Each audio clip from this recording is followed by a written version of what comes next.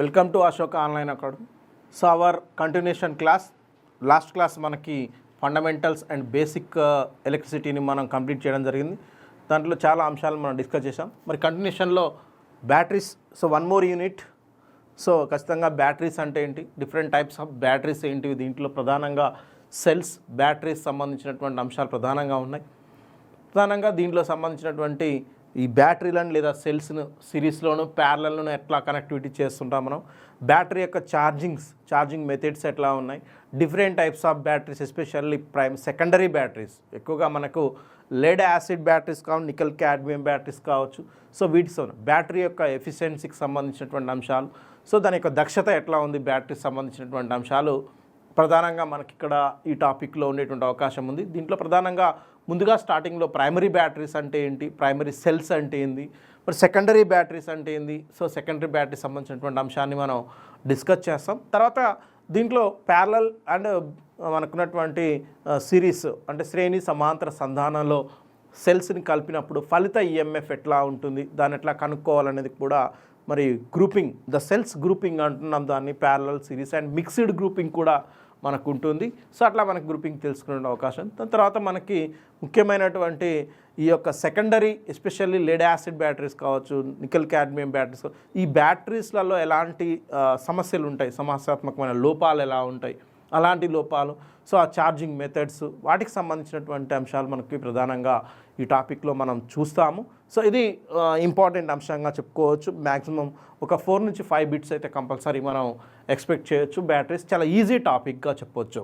అనుకున్న వాటిల్లో basic concept తర్వాత బ్యాటరీస్ అనే టాపిక్ చాలా ఈజీగా స్కోర్ చేయడానికి అవకాశం ఉంటుంది. కాబట్టి సో ఈజీగా ఉన్న వాటి ఉద్యోగం రావాలంటే ఫస్ట్ ఈజీగా ఉన్న వాటి బిట్లని మనం పర్ఫెక్ట్ చేయాల్సిన అవసరం ఉంటుంది. సో ఈజీగా ఉన్న వాటిని పర్ఫెక్ట్ చేస్తేనే మనకు ఉద్యోగ అవకాశాలు ఎక్కువగా ఉంటాయి. కాబట్టి ఈ టాపిక్లో నుంచి వచ్చే ప్రతి ప్రశ్నకు సమాధానాన్ని ఖచ్చితంగా మనం గుర్తించే ప్రయత్నం చేయాలి.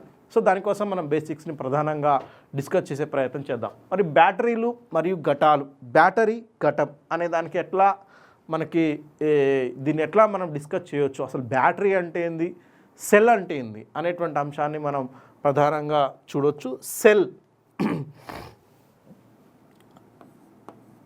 సెల్ దీన్నే మనం ఘటం, సెల్ దీన్నే మనం ఘటం అని కూడా మనం పిలుస్తూ ఉంటాం.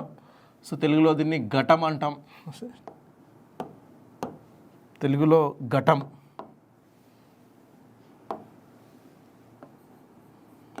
ఘటం దీన్ని మనం సెల్ అంటాం. మరి ఘటానికి మరి మనకున్నటువంటి బ్యాటరీకి ఎలాంటి డిఫరెన్సెస్ ఉంటాయి అనేది కూడా తెలవాలి.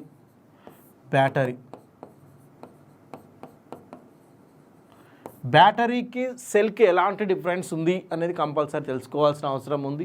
సెల్ అంటే ఏంటి?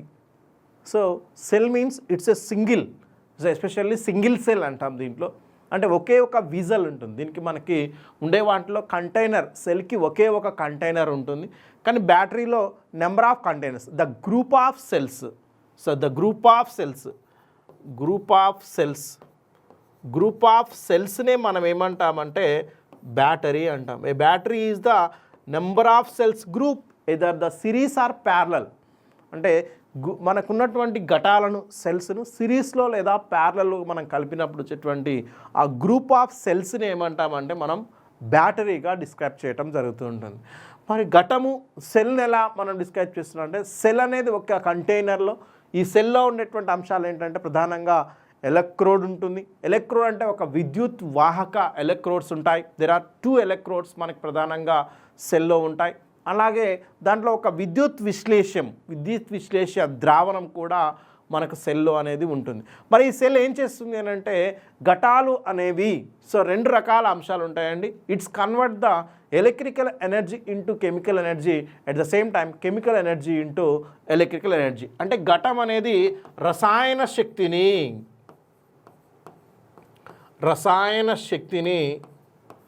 విద్యుత్ శక్తిగా మారుస్తాయి.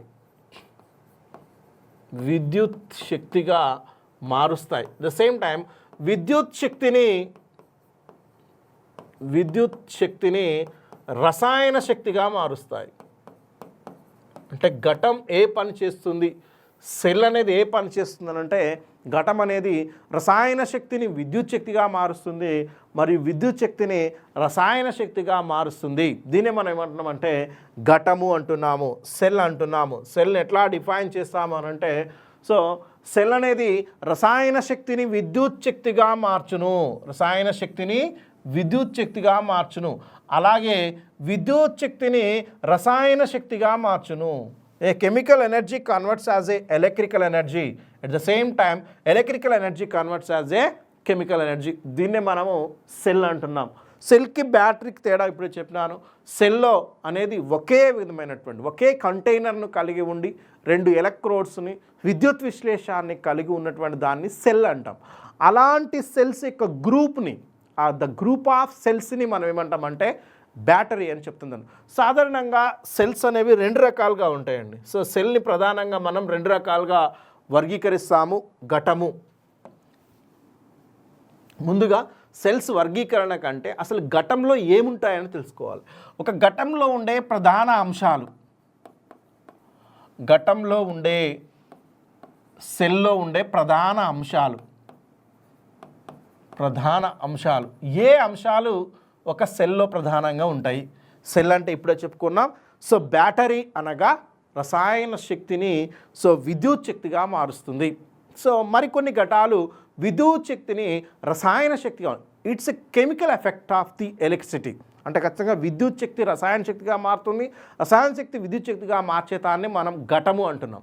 మరి ఆ ఘటంలో ఏముంటాయి, అసలు ఏముంటే దాన్ని సెల్ అనాలి, ఏముంటే దాన్ని మనం ఒక సెల్గా చెప్తామంటే, ప్రధానంగా ఘటంలో ఉండేటువంటి అంశాలను పరిశీలించినట్లయితే మొదటిది ఘటంలో ఉండేటువంటివి ఎలక్ట్రోడ్స్. అందులో ప్రధానంగా ఉండే ఏంటంటే ఎలక్ట్రోడ్స్. మరి ఎలక్ట్రోడ్స్ అని వేటిని అంటారు, ఎలక్ట్రోడ్స్ అని వేటిని అంటారు అని అంటే, ఎలక్ట్రోడ్స్ అంటే విద్యుత్ వాహక పలకలు, ఎలక్ట్రోలైట్ ప్లేట్స్ అంటాం వీటిని మనం. విద్యుత్ వాహక పలకలు, వీటిని మనం ఎలక్ట్రోడ్ ప్లేట్స్ అంటాం. ఖచ్చితంగా ఈ ఎలక్ట్రోడ్ ప్లేట్స్ అనేవి విద్యుత్ వాహకమై ఉంటాయి, విద్యుత్ వాహకాలు ఉంటాయి. సాధారణంగా ఒక సెల్లో ఉండేటువంటి ఎలక్ట్రోడ్స్ ఎన్ని ఇక్కడ present, dependent on the cell. Electrodes 1 ఉంటాయా, 2 ఉంటాయా, 3 ఉంటాయా అనేది డిపెండెంట్ ఆన్ ద సెల్ మీద ఆధారపడి మనం ఇక్కడ ప్లేట్స్ని మనం చూసేటువంటి అవకాశం ఉంటుంది ఇక్కడ.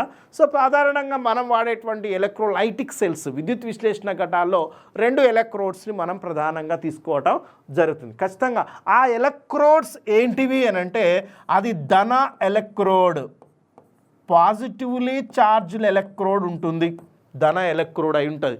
సో ఎలక్ట్రోడ్స్ ఎన్నైనా ఉండని, కానీ ఉండేవి మాత్రం 2 అని చెప్పాలి. ఒకటేమో పాజిటివ్ ఎలక్ట్రోడ్, ధన ఎలక్ట్రోడ్, దీన్ని మనం పాజిటివ్ ఎలక్ట్రోడ్ అంటాం. అంటే ఖచ్చితంగా ఎన్నైనా తీసుకో, కానీ అందులో ఉండేది మాత్రం పాజిటివ్ ఎలక్ట్రోడ్ ఒకటి ఉంటుంది. అందుకనే బేసికలీ ఎలక్ట్రోడ్స్ ఏంటంటే 2 అని చెప్పాలి. అయితే పాజిటివ్ ఎలక్ట్రోడ్ లేదా నెగిటివ్ ఎలక్ట్రోడ్. అంటే ఎలక్ట్రోడ్స్ అనేవి 2 ఉంటాయి. నెంబర్ ఆఫ్ పాజిటివ్స్ ఎక్కువ ఉండొచ్చు, నెంబర్ ఆఫ్ నెగిటివ్స్ ఎక్కువ ఉండొచ్చు, కానీ ఇక్కడ ఉండాల్సిన ఎలక్ట్రోడ్స్ ఏంటంటే 2. అందులో పాజిటివ్ ఎలక్ట్రోడ్, ధనాత్మక ఎలక్ట్రోడ్ అంటున్నాం. సో ఇంకోటి ఏంటంటే రుణ ఎలక్ట్రోడ్ అంటే నెగిటివ్ ఎలక్ట్రోడ్. సో దాని ధన పలక. సో దీని తెలుగులో ఇంకా ఎలా పిలుస్తారంటే ధన ధ్రువం లేదా ధన పలక. సో దీన్ని మనం పాజిటివ్ ఎలక్ట్రోడ్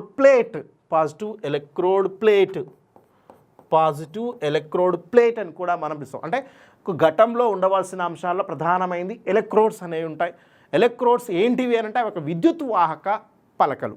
సో కరెంటును తన ద్వారా ప్రవహింపచేసేటువంటి నేచర్ ఉన్నటువంటి పలకలను మనం విద్యుత్ వాహక పలకలు అంటాం. అంటే ఎలక్ట్రోడ్స్ ఉంటాయి. ఇంకోటి ఏంటంటే నెగిటివ్ రుణ పలక. సో ధన పలక ఉంటుంది, ఇంకొకటి రుణ పలక. దీన్నే మనం నెగిటివ్ ఎలక్ట్రోడ్ ప్లేట్ అంటాం. నెగిటివ్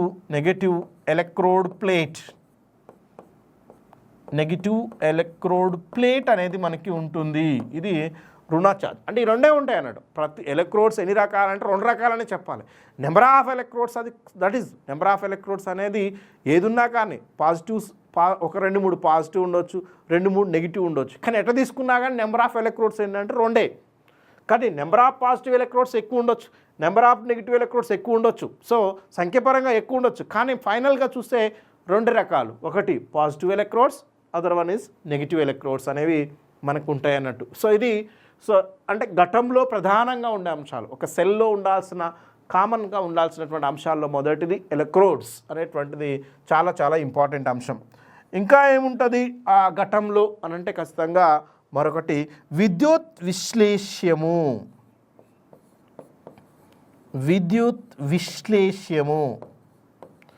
విద్యుత్ విశ్లేష్యము దీన్నే మనం ఎలక్ట్రోలైట్ అంటాం. ఎలక్ట్రోలైట్ ఖచ్చితంగా దీంట్లో ఎలక్ట్రోలైట్ అనేది ఉండాలి.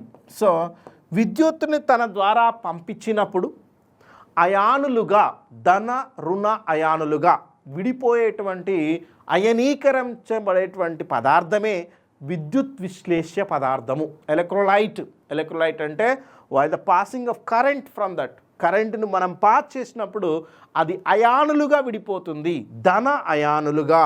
ఎలా విడిపోతుంది అంటే ఇది పాజిటివ్ అయాన్. మరి పాజిటివ్ అయాన్ ఏమంటామంటే పాజిటివ్ అయాన్ ఏమని పిలుస్తామనంటే క్యాటయాన్. ఎలా విడిపోతుంది అంటే క్యాటయాన్ మీన్స్ పాజిటివ్ అయాన్, ధన ఆవేశం ఉన్నటువంటి అయాన్. అలాగే నెగిటివ్ అయాన్, రుణ ఆవేశం ఉన్న అయాన్ ఏమంటామంటే యానయాన్. సో దాన్ని మనం యానయాన్ అంటాము. నెగిటివ్ అయాన్ని యానయాన్ అని, పాజిటివ్ అయాన్ని క్యాటయాన్ అని చెప్తాం. అంటే విద్యుత్ విశ్లేష్యము అంటే ఒక ద్రావణం, ఒక పదార్థం, ఒక లిక్విడ్. సో మరి ఏంటి, సో విద్యుత్ విశ్లేషం ద్రవ రూపంలోనే ఉండాలా సార్ అని డౌట్ రావచ్చు. లేదు, విద్యుత్ విశ్లేషం ద్రవ రూపంలో ఉండొచ్చు, ఘన రూపం, సో అలా పేస్ట్ రూపంలో ఉండేటువంటి అవకాశం కూడా ఉంటుంది. కాబట్టి విద్యుత్ విశ్లేష్యం అంటే సింపుల్గా ఏం చెప్తామంటే, సో ఈ విద్యుత్ ద్రావణం గుండా లేదా విద్యుత్ విశ్లేష పదార్థం గుండా విద్యుత్తుని పంపించినప్పుడు అది ధన రుణ అయాన్లుగా విడిపోతుంది, అయనీకరించబడుతుంది. అలా విడిపోవడాన్ని మనం అయనీకరించబడుతుంది. అలా అయనీకరించబడే పదార్థాన్ని విద్యుత్ విశ్లేష్యము అంటాము. ఫర్ ఎగ్జాంపుల్ NaCl ద్రావణం. ఈ NaCl ద్రావణం గుండా విద్యుత్తుని పంపిస్తే ఇది Na+ క్యాటయాన్ గాను, Cl- యానయాన్ గాను విడిపోతుంది. ఇట్స్ ఏ లవణం, ఒక లవణ ద్రావణం. దీని మనం బ్రెయిన్ ద్రావణం అంటాం. సోడియం క్లోరైడ్ యొక్క ద్రావణాన్ని బ్రెయిన్ ద్రావణం అంటాం. ఇది Na+ అయాన్ గాను, Cl- అయాన్గా విడిపోతుంది. ఫర్ ఎగ్జాంపుల్ సల్ఫ్యూరిక్ ఆమ్ల ద్రావణం, H2SO4 అనేటువంటి సల్ఫ్యూరిక్ ఆమ్లం ద్వారా పంపితే ఇది 2 moles ఆఫ్ H+ క్యాటయాన్స్ అంటే positive ions. So at the same time SO4-2 ion అంటే నెగిటివ్ అయాన్, అంటే ధన అయానుగాను రుణ అయానుగాను విడిపోతుంది. అంటే సల్ఫ్యూరిక్ ఆమ్లం కాస్త H+ అయాన్స్ గాను, H+ అనేది ఒక క్యాటయాన్, SO4-2 అనేది యానయాన్, అంటే అయాన్లుగా విడిపోయింది. అంటే ఏ ద్రావణాలు లేదా ఏ పదార్థాలు అయితే తమ ద్వారా విద్యుత్తుని పంపించినప్పుడు అది అయానులుగా, ధన అయానులుగా, రుణ అయానులుగా అయనీకరించబడితే అంటే విడిపోతే అలాంటి స్వభావం ఉన్నటువంటి పదార్థాన్ని విద్యుత్ విశ్లేష్యము ఎలక్ట్రోలైట్ అని మనం చెప్తాం. అంటే ఒక సెల్, ఒక ఘటం నిర్మించబడాలి అంటే, ఘటాన్ని నిర్మించాలంటే ప్రధానంగా మనకు ఉండవలసిన అంశాల్లో ఒకటి ఎలక్ట్రోడ్. ఖచ్చితంగా ఎలక్ట్రోడ్స్ అనేవి ఉండాలి. ఆ ఎలక్ట్రోడ్స్ ఖచ్చితంగా విద్యుత్ వాహక పలకలు, అవి ఒక ముఖ్యమైనటువంటి ఎలక్ట్రో కండక్టింగ్ ప్లేట్స్. సో ఒక కండక్టర్ మెటీరియల్ ప్లేట్స్గా మనం తీసుకుంటున్నాం. అవి కూడా ధనాత్మకం ఉంటే దాన్ని మనం పాజిటివ్ ఎలక్ట్రోడ్స్ గాను, నెగిటివ్ అయితే నెగిటివ్ ఎలక్ట్రోడ్స్ గాను మనం చెప్పడం జరుగుతుంది. అంటే ఖచ్చితంగా ఎలక్ట్రోడ్స్ అనేవి ఉంటాయి. ఇంకోటి విద్యుత్ విశ్లేష్యము అంటే ధన రుణ అయాన్లుగా విడిపోగే స్వభావం ఉన్నటువంటి పదార్థం అనేది మనకు ఉపయోగపడుతుంది. దాన్ని మనం విద్యుత్ విశ్లేష్యము అంటున్నాం. ఇంకొక అంశము కంటైనర్. ఇంకేముండాలి, ఒక విద్యుత్ ఘటాన్ని, ఒక ఎలక్ట్రిక్ సెల్ని మనం నిర్మించాలి అంటే పాత్ర, విద్యుత్ కంటైనర్ అవసరం. ఖచ్చితంగా ఏం అవసరం సార్ అంటే కంటైనర్. ఈ కంటైనర్ అనేది అవసరం. ఖచ్చితంగా ఈ ఎలక్ట్రాలసిస్ అంటే ఈ విద్యుత్ ఘటంలో జరిగేటువంటి ప్రక్రియ మొత్తం కూడా ఈ కంటైనర్లోనే జరుగుతుంది. ఈ కంటైనర్ ఒకటి ఉంటుందా, 2 ఉంటుందా, that is dependent on the cells. ఒకటి ఉంటుందా, రెండు ఉంటుందా అనేది డిపెండెంట్ ఆన్ ద సెల్. ఒకవేళ బ్యాటరీ తీసుకున్నాం అనుకో, బ్యాటరీలో నెంబర్ ఆఫ్ కంటైనర్స్ ఉంటాయి, ఎందుకంటే it is a group of cells. Battery అనేది గ్రూప్ ఆఫ్ సెల్స్ కాబట్టి అలాంటి కంటైనర్స్ ఎక్కువ మొత్తంలో ఉంటాయి. సో కాబట్టి ఆ కంటైనర్ అనేది ఉంటుంది. అంటే ఒక ఘటాన్ని నిర్మించాలంటే 3 ప్రధానమైన అంశాలుగా ఉన్నాయి. ఒకటేమో ఎలక్ట్రోడ్స్ అనే అంశం, మరొకటేమో విద్యుత్ విశ్లేష్య పదార్థం ఉండాలి, సో మరొకటేమో కంటైనర్ ఉండాలి. మరి విద్యుత్ విశ్లేష్య పదార్థంగా ఏం వాడుతున్నాం? ద్రావణాలు, ముఖ్యంగా ఆమ్లాలు, క్షారాలు, లవణాలు. సో ఏం వాడతారు విద్యుత్ విశ్లేష్యాలుగా అంటే ఆమ్ల స్వభావం ఉన్నటువంటి ద్రావణాలు ఆమ్లాలు, క్షారాలు, ఆమ్లం మరియు క్షార స్వభావం ఉన్నటువంటి లవణాలు, సో తటస్థమైన లవణం కూడా, సో లవణాలు, అందుకని మనం సాల్ట్స్ అంటున్నాం. లవణ ద్రావణాలను కూడా మనం ఉపయోగించుకుంటాము. విద్యుత్ విశ్లేష్యాలుగా వేటిని వాడతాం సార్? ఎలక్ట్రోలైట్గా వేటిని వాడాలంటే ఏ పదార్థం అయితే తన ద్వారా విద్యుత్తుని పంపించినప్పుడు ధన రుణ అయాన్లుగా, పాజిటివ్ నెగిటివ్ అయాన్స్గా విడిపోయే కెపబిలిటీ ఉంటే అట్లాంటి వాటిని మనం ఎలక్ట్రోలైట్స్ అంటాము. సో అందుకనే ఘటంలో ఉండే ప్రధానమైన అంశాల్లో ఎలక్ట్రోడ్స్, విద్యుత్ విశ్లేషణ. మరి ఈ ప్రక్రియ జరిగేది అంటే రసాయన శక్తి విద్యుత్ శక్తిగా మార్చడం, విద్యుత్ శక్తి రసాయన శక్తిగా మారడం అనేటువంటి అంశం ఎక్కడ జరుగుతుంది అంటే కంటైనర్లో. సో ఈ యొక్క ఘటం యొక్క నిర్మాణం కంటైనర్లో జరుగుతుంది కాబట్టి ఈ 3 అంశాలు ఘటం అనేది అవసరం. ఇప్పుడు ఘటాన్ని మనం నిర్మిస్తాం. ఘట నిర్మాణం, ఘటాన్ని ఎట్లా నిర్మిస్తాం? సెల్. ఆ ఘటంలో ఫస్ట్ది కంటైనర్. ఘటం అనేది ఎలా ఉంటుంది అని అంటే ఫస్ట్ దాంట్లో మనం ఒక కంటైనర్ని తీసుకుంటున్నాం. ఇది మనకి ఉన్నటువంటి పార్ట్స్, ఒక సెల్లో ఉండాల్సిన ప్రధానమైనటువంటి పార్ట్స్గా మనం కంటైనర్ తీసుకున్నాం. Next electrode. ఇంకేం ఉండాలి అన్నాం? దెర్ ఆర్ 2 ఎలక్ట్రోడ్స్ అనేవి 2 ఉంటాయి.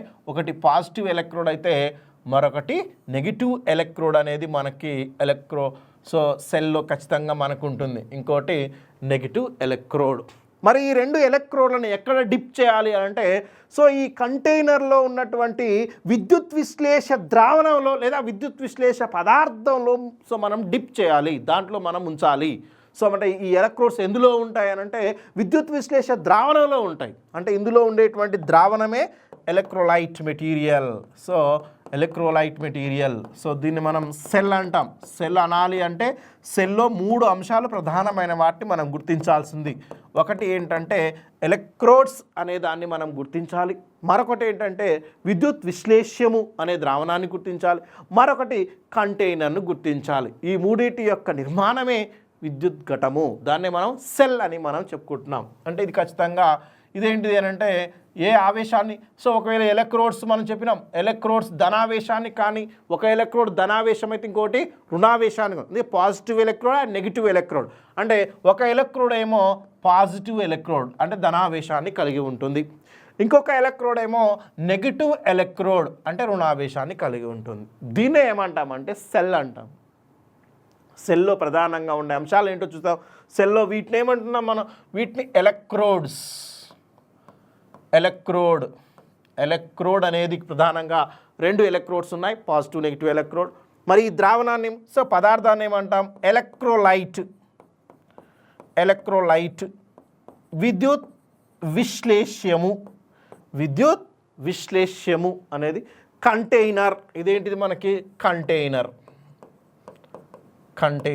సో ఈ 3 యొక్క నిర్మాణమే ఘటము. ఈ 3 నిర్మాణమే మనము సెల్ అని మనం చెప్పుకోవడం జరుగుతూ ఉంటుంది. ఇది సెల్కి సంబంధించినటువంటి కీలకమైన. మరి ఈ విద్యుత్ విశ్లేషం, సో దీంట్లోకి కరెంట్ని పంపిస్తే ఈ ఘటం అనేది ఎలక్ట్రోకెమికలా, ఎలక్ట్రోలైటికా అనే దాన్ని బట్టి మనం దీన్ని చెప్తాం. ఈ ఎలక్ట్రోలైట్ ద్రావణం ఎలా విడిపోతుంది? ఎలక్ట్రోలైట్ ద్రావణం అనేది సో అయానులుగా విడిపోతుంది. ఎలక్ట్రోలైట్ ద్రావణం ఏం చేస్తుందండి? అయాన్లుగా విడిపోతుంది. దీని ద్వారా కరెంట్ను ఈ ఎలక్ట్రోలైట్ ద్రావణం ద్వారా విద్యుత్తుని పంపించినప్పుడు ఏమవుతుందంటే ఫర్ ఎగ్జాంపుల్ సో ఎలక్ట్రోలైట్ ద్రావణం A+ అయాన్లుగాను B- అయాన్లుగాను విడిపోతుంది. అంటే ఎలక్ట్రోలైట్ ద్రావణం ప్లస్ అయాన్లుగాను మైనస్ అయాన్లుగాను విడిపోవడం జరుగుతుంది. సో ఇంకో విషయం కూడా గుర్తుపెట్టుకోవాలి, మైనస్ అయాన్లేమో ప్లస్ ఎలక్ట్రోడ్ వైపు వస్తాయి, ప్లస్ అయాన్లేమో మైనస్ ఎలక్ట్రోడ్ వైపు చెలుస్తాయి. విద్యుత్ విశ్లేషణ ఘటాలలో ఏం జరుగుతుంది అని అంటే మైనస్ అయాన్లేమో ప్లస్ ఎలక్ట్రోడ్ వైపు వస్తాయి, ప్లస్ అయాన్లేమో మైనస్ అయాన్లనేమో ప్లస్ ఎలక్ట్రోడ్, ప్లస్ అయాన్ ఏమో మైనస్ ఎలక్ట్రోడ్ వైపు. అంటే ప్లస్ అయాన్స్ A+ అయాన్లన్నీ కూడా ఇటువైపు వచ్చేస్తాయి, అంటే మైనస్ మీద వచ్చి ప్లస్లు చేరుతాయి. ఇట్లా మనకి మొబిలిటీ అనేది జరుగుతుంది. అలాగే మైనస్ అయాన్లన్నీ కూడా ఈ యొక్క ప్లస్ ఎలక్ట్రోడ్ వైపు వచ్చి ఇక్కడ చేరడం జరుగుతుంది. ఇట్లా మనకి వీటి యొక్క చలనం వల్ల ధన రుణ అయాన్ల చలనం వలనే విద్యుత్ ప్రవాహం అనేది సంభవిస్తుంది. ఎలక్ట్రోలైట్ ద్రావణంలో ముఖ్యంగా ఎలక్ట్రోలైట్ ద్రావణంలో ఉన్నటువంటి ధన అయానులు రుణ అయాన్లు అంటే క్యాటయాన్లు యానయాన్లు. ఈ క్యాటయాన్లు ఆనయాన్లు అనేవి క్యాటయాన్ అనేది ప్లస్ అనేది ఎటు ఏ ఎలక్ట్రోడ్ వైపు పోతుంది? నెగిటివ్ వైపు. ఎందుకంటే ప్లస్ని మైనస్ అట్రాక్ట్ చేస్తుంది, మైనస్ని ప్లస్ అట్రాక్ట్ చేస్తుంది. కాబట్టి ఈ ద్రావణంలో ఉన్న అయాన్లు ఏంటివి? ప్లస్ అయాన్లు ఉన్నాయి, మైనస్ అయాన్లు ఉన్నాయి. ఈ ప్లస్ అయాన్ని ఎక్కడి? ఎలక్ట్రోలైట్ ద్రావణం ద్వారా వచ్చినటువంటి ప్లస్ అయాన్లు మైనస్ అయాన్లు. ప్లస్ అయాన్లు ఏమో మైనస్ ఎలక్ట్రోడ్ వైపుకు అట్రాక్ట్ చేయబడుతున్నాయి. అంటే ఖచ్చితంగా ఈ ప్లస్ మొత్తం పోయి మైనస్ వైపు చేరడం జరుగుతుంది. అట్లనే మైనస్ అయాన్లు అంటే యానయాన్లు ఎటువైపు పోతాయి? ప్లస్ ఎలక్ట్రోడ్ వైపు వస్తాయి. ఎందుకంటే మైనస్ను ప్లస్ అనేది అట్రాక్ట్ చేస్తుంది కాబట్టి ఇటువైపు. అంటే ఈ విద్యుత్ విశ్లేషణ ద్రావణంలో ప్లస్ అయాన్లు మైనస్ అయాన్లు ఏమవుతున్నాయి? చలిస్తున్నాయి. ఇదే విద్యుత్ వాహకత. దాన్ని మనం విద్యుత్ ప్రవాహము అంటున్నాము, దాన్ని కండక్టివిటీ అంటున్నాము. అంటే ఈ అయాన్ల మొబిలిటీ వల్ల, అయాన్ల చలనం వల్ల విద్యుత్ వాహకత అనేది సంభవిస్తుంది. దీన్నే మనం ఏంటంటే సెల్ అంటున్నాం. దీన్నే మనం సెల్గా ఘటంగా మనం చెప్పుకోవటం జరుగుతుంది. ఈ సెల్లో రకాలుగా ఉంటాయి. Different types of cells. There are mostly 2 types of సెల్స్ని మనం అండర్స్టాండ్ చేసుకోవడానికి అవకాశం ఉంటుంది.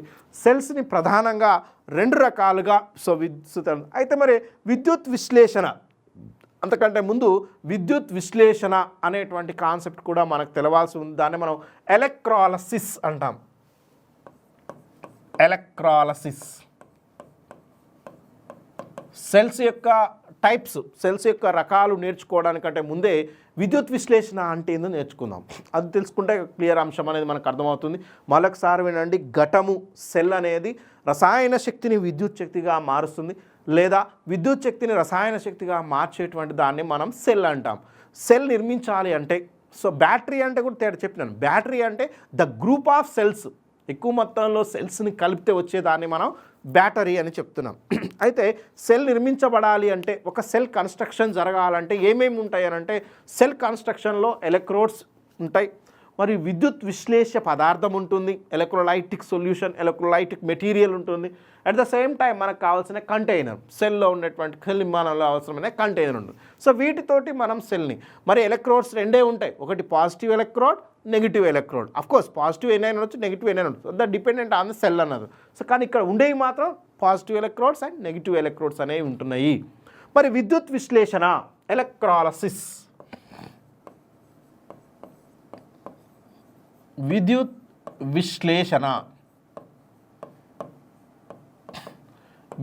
విశ్లేషణ అనేటువంటి అంశాన్ని ఎట్లా మనం చెప్పొచ్చో చూసేటువంటి ప్రయత్నం చేద్దాం. విద్యుత్ విశ్లేషణ అంటే ఎలక్ట్రోలైట్ ద్రావణం ద్వారా విద్యుత్తుని ప్రవహింపచేసినప్పుడు, అంటే ఈ ద్రావణం ద్వారా విద్యుత్తుని ప్రవహింపచేసినప్పుడు ఆ ఎలక్ట్రోలైట్ ద్రావణం ధన రుణ అయాన్లుగా విడిపోతుంది. ఈ ధన రుణ అయాన్లలో ధన అయాన్లు అంటే పాజిటివ్ అయాన్ క్యాటయాన్ అనేది నెగిటివ్ ఎలక్ట్రోడ్ వైపుకు చలిస్తుంది. అట్ ద సేమ్ టైం రుణ అయాన్ అనేది పాజిటివ్ ఎలక్ట్రోడ్ వైపుకు చలించడం జరుగుతుంది. ఈ విధంగా యానయాన్లు, ద్రావణంలో ఉన్నటువంటి యానయాన్లు క్యాటయాన్లు 2 వ్యతిరేకమైన ఎలక్ట్రోడ్ల వైపుకు చలించడం ద్వారా విద్యుత్ వాహకత సంభవిస్తుంది. ఈ ప్రక్రియను ఏమంటామంటే విద్యుత్ విశ్లేషణ. దీన్ని మనం ఎలక్ట్రాలసిస్ అని చెప్పడం జరుగుతుంది. ఎలక్ట్రాలసిస్ని ఎట్లా మనం డిఫైన్ చేసుకోవచ్చు అని అంటే, విద్యుత్ విశ్లేషణ అనేటువంటి అంశాన్ని ఎలా చెప్పుకోవచ్చు అని అంటే, ఒక ఎలక్ట్రోలైట్ ద్రావణం ద్వారా విద్యుత్తుని ప్రవహింపచేసుకున్నప్పుడు దానిలో ఏర్పడినటువంటి పాజిటివ్ అంటే ఆ యొక్క ఎలక్ట్రోలైట్ ద్రావణం అయనీకరించబడుతుంది. అయనీకరించడం అంటే ధన రుణ అయాన్లుగా విభజించబడుతుంది. ఆ అయనీకరణం చెందబడుతుంది. అలా ఏర్పడినటువంటి అయాన్లు, ధన రుణ అయాన్లు అనేవి వ్యతిరేక ఎలక్ట్రోడ్ల వైపు చెలిస్తాయి. వ్యతిరేక ఎలక్ట్రోడ్ అంటే క్యాటయాన్ ఏమో క్యాటయాన్ అనేది పాజిటివ్ ఛార్జ్ ఉంటుంది కాబట్టి నెగిటివ్ ఎలక్ట్రోడ్ వైపు ఉంది.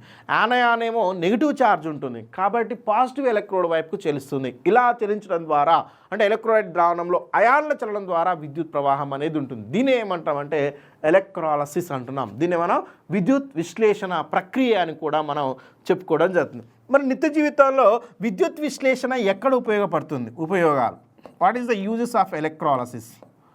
ఎలక్ట్రాలసిస్ని మనం ఎక్కడ ఉపయోగిస్తుంటాం?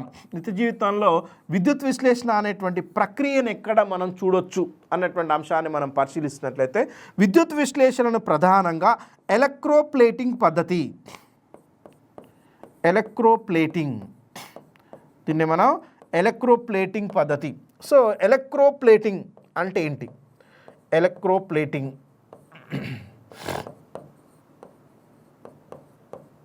ఎలక్ట్రోప్లేటింగ్ అంటే ఏంటి? మనందరికి తెలుసు, ఇనుప లోహాన్ని మనం వాడి మనం పక్కకు పడేస్తే ఏమైందంటే కొద్ది రోజులకి వాతావరణంలో ఉన్నటువంటి మాయిశ్చర్, తేమ, ఆక్సిజన్ వల్ల ఆక్సిజన్ చోటు తుప్పు పట్టిపోతుంటుంది. ఇనుప లోహాలన్నీ కూడా, ఇనుప వస్తువులన్నీ కూడా తుప్పు పడుతూ ఉంటాయి. దాన్ని మనం కరోజన్, సో దాన్ని మనం కరోజన్ అంటున్నాం, అంటే తుప్పు పట్టడం అని అంటున్నాం. మరి అలాంటి కరోజన్ను తగ్గించాలి అంటే ఎలా?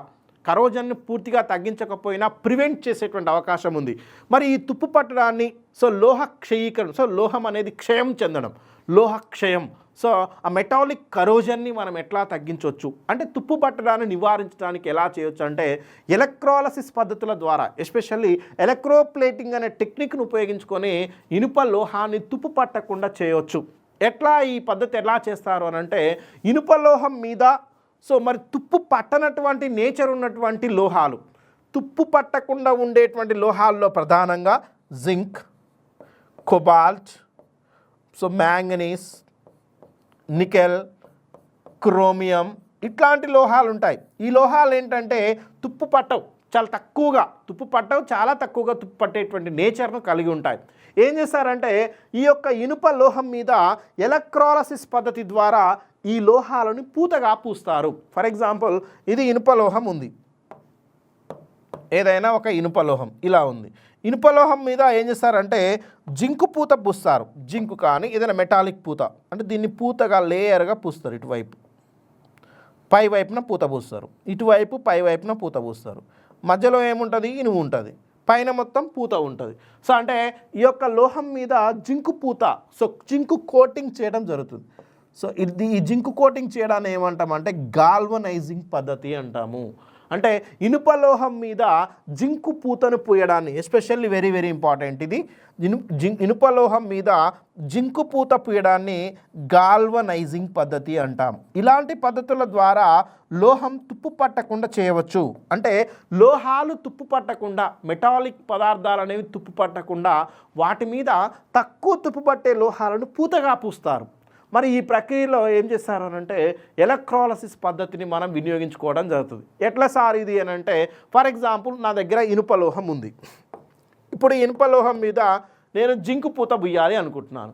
ఈ జింకు పూత పూయడానికి నేనేం చేస్తాను అని అంటే, ఇనుప లోహాన్ని ఏదైతే మనం పూత పూయాలనుకుంటున్నామో, సో పూత పూయేసి దాన్నేమో పాజిటివ్ ఎలక్ట్రోడ్గా తీసుకుంటాం. సో ఏదైతే దేని మీద అయితే పూయాలనుకుంటామో దాన్ని నెగిటివ్ ఎలక్ట్రోడ్గా తీసుకుంటాం. ఎలక్ట్రోలైటిక్ సెల్స్ అంటాం, వీటిలో దీన్ని క్యాథోడ్ అంటాం. ఎలక్ట్రోలైటిక్ సెల్స్లో దీన్ని క్యాథోడ్, నెగిటివ్ని ఏమని పిలుస్తామంటే క్యాథోడ్ అని పిలుస్తాం. సో పాజిటివ్ని ఏమని పిలుస్తామంటే యానోడ్ అని పిలుస్తాం. ఈ సపరేట్ సెల్స్ ఉంటాయి, మనం క్లాసిఫికేషన్ చెప్తాను. ఇక్కడ వరకు అయితే మనం ఎలక్ట్రోప్లేటింగ్ సిస్టమ్ గురించి చెప్పడం కోసం ఈ యొక్క నెగిటివ్ని క్యాథోడ్గా తీసుకుంటాం. అంటే క్యాథోడ్గా ఏం తీసుకుంటామంటే ఇనుము తీసుకుంటాం. సో ఫర్ ఎగ్జాంపుల్, ఇనుప లోహం మీద పూత పూయాలి అంటే ఇనుప లోహాన్ని నేను ఏం చేస్తున్నాను అంటే క్యాథోడ్గా తీసుకున్నాను. ఏదైనా పూత పూయాలనుకున్నా, ఏం పూత పూయాలి? జింకు పూత పూయాలనుకుంటున్నా. ఇప్పుడు నేను సో దీన్ని జింకులా తీసుకుంటున్నాను, అంటే నెగిటివ్, సో పాజిటివ్ ఎలక్ట్రోడ్గా నేను జింకు అనేది తీసుకోవడం జరిగింది. ఇప్పుడు ఏం జరుగుద్ది కొద్దిసేపటికి అని అంటే, ఈ జింకు అనేది కరుగుతుంది. ఈ జింకు అనేది కరిగి ఏమవుతుందంటే దీని మీద పూతగా ఫామ్ అవుతుంది. అంటే ఇక్కడ మొత్తం కూడా జింకు పూత పూయబడుతుంది. సో దీన్నే ఏమంటామంటే ఎలక్ట్రోప్లేటింగ్ పద్ధతి అంటాం. అంటే ఎలక్ట్రోప్లేటింగ్ పద్ధతిలో ఏంటి అని అంటే జింకు లోహము కరిగి ఇనుప లోహం మీద పూతగా ఫామ్ అవుతుంది. దీన్నే కోటింగ్. సో మీకు ఎగ్జాంపుల్ చెప్పాలంటే రోల్డ్ గోల్డ్ నగలు, రోల్డ్ గోల్డ్, ఎలక్ట్రోప్లేటింగ్ కూడా రోల్డ్ గోల్డ్ మనకు తెలుసు. Rolled gold, so rolled gold అంటే గ్యారంటీ నగలు, guarantee jewellery. So guarantee jewellery జనరల్గా ఏంటంటే వాటి మీద గోల్డ్ కలర్ పూత పూస్తారు. ఆభరణం అనేది తక్కువ కాస్ట్ ఉన్నటువంటి మెటల్తో చేస్తారు. దాని మీద ఏం చేస్తారంటే గోల్డ్ కలర్ పూత పూస్తారు, అంటే గోల్డ్ వాటర్ పెట్టడం అంటాం, దాన్నే మనం ఎలక్ట్రోప్లేటింగ్ అంటాం. ఒక నెల రోజులు వాడిన తర్వాత ఏమవుతుంది, ఆ గోల్డ్ కలర్ అంతా పోయి మళ్ళీ నల్లగా అవ్వడం జరుగుతుంది. సో దీన్ని గ్యారంటీ నగలు అంటాం. అంటే సో ఈనాడు guarantee rolled gold so jewellery మొత్తం కూడా ఎలక్ట్రోప్లేటింగ్ పద్ధతి ద్వారానే మనం చేయటం జరుగుతుంది. అంటే ఎలక్ట్రోప్లేటింగ్ అనేది ఎట్లా అంటే the electrolysis method, electrolytic method, electrolytic cells electrolysis అనేటువంటి పద్ధతిని ఉపయోగించుకొని ఎలక్ట్రోప్లేటింగ్ ద్వారా మనం ఈనాడు సో ఈ యొక్క జ్యువెలరీని, ముఖ్యంగా రోల్డ్ గోల్డ్ జ్యువెలరీని తయారు చేయడం జరుగుతుంది. అలాగే తుప్పు పట్టకుండా, లోహాలు తుప్పు పట్టకుండా సో కొంచెం సో కరోజన్ లేనటువంటి, అంటే తుప్పు పట్టనటువంటి లోహాన్ని తుప్పు పట్టే లోహం మీద పూతగా పూస్తున్నారు. అలా పూతగా పూసేటువంటి పద్ధతుల్లో ఎలక్ట్రోప్లేటింగ్ పద్ధతి అనేది మనకు ఎంతగానో ఉపయోగపడుతుంది. ఇదొక ఇంపార్టెంట్ అప్లికేషన్గా మనం చూడవచ్చు. ఇంకెక్కడ వాడతారు ఈ ఎలక్ట్రోప్లేటింగ్ అప్లికేషన్ అని అంటే సాధారణంగా ఎలక్ట్రో టైపింగ్. సో దీన్ని మనం ఎలక్ట్రో ప్రింటింగ్ అంటాం. సో ఎలక్ట్రో టైపింగ్ లేదా electro printing. So electro typing లేదా ఎలక్ట్రో ప్రింటింగ్, ఎలక్ట్రో టైపింగ్ లేదా ఎలక్ట్రో ప్రింటింగ్. ఏంటి ఎలక్ట్రో టైపింగ్ లేదా ఎలక్ట్రో ప్రింటింగ్ అని అంటే ఏం లేదండి, మనకు కావాల్సిన అచ్చుపోయడం, మోడల్స్, నకలు తయారు చేయడం, నకలు లేదా అచ్చుపోయడం, అచ్చుపోయడం. ఈ విధానం ప్రధానంగా మనం ఏదైనా ఒక మోడల్, ఏదైనా ఒక బొమ్మ, టాయ్ బొమ్మ కావచ్చు, ఇంకేదైనా మోడల్ కావచ్చు, నేను తయారు చేయాలనుకున్నాను అనుకోండి, అదే మోడల్గా మనం ఏదైనా ఒక లో కాస్ట్ మెటీరియల్ తోటి కానీ సో అట్లాంటి వాటితోటి మనం సో ఏం చేయొచ్చు అంటే ఆ మోడల్ని అచ్చుపోయడం జరుగుతుంది. సో ఆ అచ్చుపోయడం అంటే ఏం లేదు, ఇక్కడ కూడా ఏ మోడల్ ఆకారం అయితే కావాలో దాన్ని నెగిటివ్గా తీసుకుంటారు. నువ్వు ఏ పూత పుయ్యాలనుకుంటున్నావు, దాని మీద అచ్చుపోయాలనుకుంటున్నావు, దాన్ని యానోడ్గా తీసుకుంటారు. Very simple. నేను ఒక బొమ్మ తయారు చేయాలనుకుంటున్నాను, ఆ బొమ్మ యొక్క షేప్ని నేను ఎలా క్యాథోడ్లో తీసుకుంటాను. దాని మీద ఎలాంటి దాన్ని నువ్వు పెయింట్ వేయాలనుకుంటున్నావు, ఎలాంటి ప్రింట్ చేయాలనుకుంటున్నావు, ఎలాంటి టైప్ వేయాలనుకుంటున్నావు, ఆ మెటల్ని మనం సో యానోడ్గా తీసుకుంటాం. ఇది కరిగి దాని మీద మనకి అచ్చుపోయటం జరుగుతుంది. అంటే దీన్ని మనం ఎలక్ట్రో టైపింగ్ పద్ధతి అంటాం. సో ఇలాంటి వాటిని మనం వ్యాక్స్ లాంటి మెటీరియల్స్ని, న్యాచురల్ వచ్చేటువంటి గట్టపచ్చ, న్యాచురల్ లేటెక్స్ లాంటి వాటిని కూడా మనం ఎలక్ట్రో టైపింగ్ విధానంలో మనం ఉపయోగించుకుంటాం. అంటే ఎలక్ట్రాలసిస్ మెథడ్ ఎక్కడ ఉపయోగపడుతుందంటే ఎలక్ట్రో టైపింగ్లోను, ఎలక్ట్రో ప్లేటింగ్లోను, సో ఎలక్ట్రో ప్రింటింగ్ అనేటువంటి టెక్నిక్లోను కూడా మనిషి. ఇంకొక అంశం కూడా లోహాలను శుద్ధి చేయడం. సో ఇంకా ఎక్కడ వాడతారు అంటే we are the purification of metals. ఎక్కడ వాడతారంటే లోహాలను శుద్ధి చేయడము, లోహాలను శుద్ధి చేయటం, శుద్ధి చేయటం. యాక్చువల్లీ లోహం అనేది దాని ధాతు రూపంలో లభిస్తుంది. మెటల్స్ ఎలా లభిస్తాయి మనకు భూమిలో అంటే ధాతువుల రూపంలో. ధాతువు అంటే ఖనిజము, ధాతువు అంటే ఖనిజం, దాన్ని మనం ఓర్ అంటాం. ధాతువు, ఖనిజం. ధాతువులో ఏముంటుంది, లోహం ఉంటుంది ప్లస్ మలినం కూడా ఉంటుంది, మలినం కూడా ఉంటుంది, ఎక్స్ట్రా ఇంప్యూరిటీస్ ఉంటాయి, దాన్ని మనం సో లోహ ధాతువు అంటాం. మనం ఏం చేయాలంటే ఎలక్ట్రాలసిస్ పద్ధతుల ద్వారా ఈ మలినాన్ని వేరు చేస్తాం. మలినాన్ని వేరు చేసి శుద్ధమైనటువంటి లోహాన్ని తయారు చేయొచ్చు. అందుకనే మెటాలజీ, సో మెటాలిక్ దీని ఏమంటారంటే లోహ నిష్కర్షణ, మెటాలజీ. లోహాలను సో వెలికి తీసేటువంటి ప్రక్రియల్లో లోహ నిష్కర్షణ అంటే లోహాలను పొందేటువంటి ప్రక్రియలలో, లోహాలను శుద్ధి చేసే ద మెటాలిక్ రిఫైనింగ్లలో మనం ప్రధానంగా ప్యూరిఫికేషన్ మెథడ్స్లో కూడా మనం ఎలక్ట్రాలసిస్ అనేటువంటి పద్ధతిని మనం యూజ్ చేస్తూ ఉంటాం. బ్యాటరీల నిర్మాణంలోనూ ప్రధానంగా కెపాసిటర్స్ లాంటి వాటి తయారు చేసే దాంట్లో కూడా ఈ ఎలక్ట్రో ప్లేటింగ్ అనేటువంటి విధానం అనేది మనకు ఎంతగానో ఉపయోగపడుతుంది. Electro printing, electro typing, electrolysis అనేటువంటి మెథడ్ని మనం ప్రధానంగా వినియోగించుకోవటం జరుగుతుంది. ఇది సెల్ అంటే ఏంటి, ఎలక్ట్రాలసిస్ అంటే ఏంటి, ఎలక్ట్రాలసిస్ ఏ విధంగా మనకు ఉపయోగపడుతుంది, నిజ జీవితంలో ఎలక్ట్రాలసిస్ ఏ విధంగా ఉపయోగపడుతుంది అనే అంశాన్ని మనం ప్రధానంగా చూడటం జరిగింది.